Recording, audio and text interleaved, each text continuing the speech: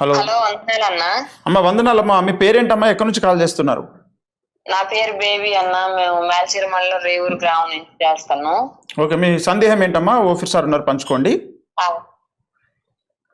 అయ్యా వందనాలు అయ్య గారు. వందనాలమ్మా.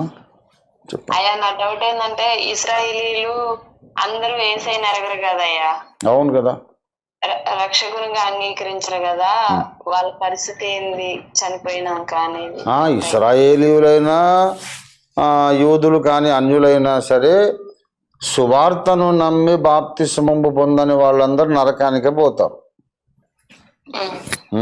ఇప్పుడు మీకు అయ్యా ఈ విషయంలో మనకు తేటగా బైబిల్ చాలా సందర్భాల్లో చెబుతుంది. గలతీ పత్రిక 3వ అధ్యాయము 3:7. కాబట్టి విశ్వాస సంబంధులే అబ్రహాము కుమారులని మీరు తెలుసుకొనుడి. 9. కాబట్టి విశ్వాస సంబంధులే విశ్వాసము గల అబ్రహాముతో కూడా ఆశీర్వదింపబడుదురు. అలాగే రోమాపత్రిక 2వ అధ్యాయంలోకి రండి దయచేసి. రోమాపత్రిక 2వ అధ్యాయము 28.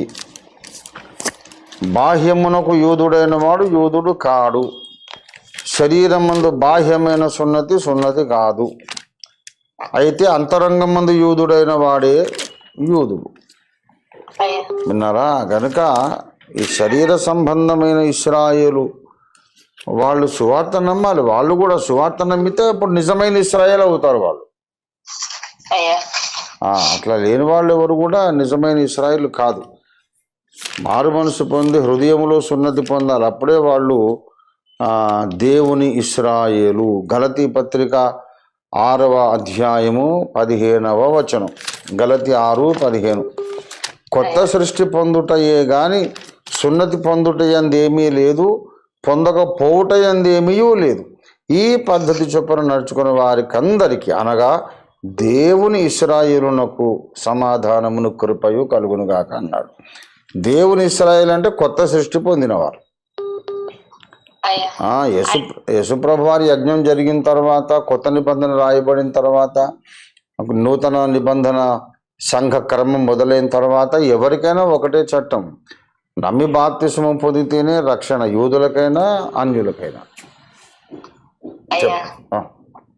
అయితే అయ్యా అన్యుల రక్షణార్థమే వాళ్ళు మనోనేత్రాలు వెలిగించబడట్లేదని రాయబడింది అయ్యా.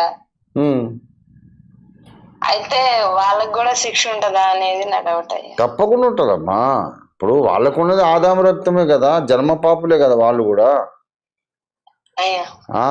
నూతన జన్మ లేకుండా వాళ్ళని తీసుకొని పరలోకానికి తీసుకెళ్తే ఆదాము రక్తాన్ని పరలోకానికి తీసుకుపోవాల్సి వస్తుంది మళ్ళీ. సరేనయ్యా. ఓకే.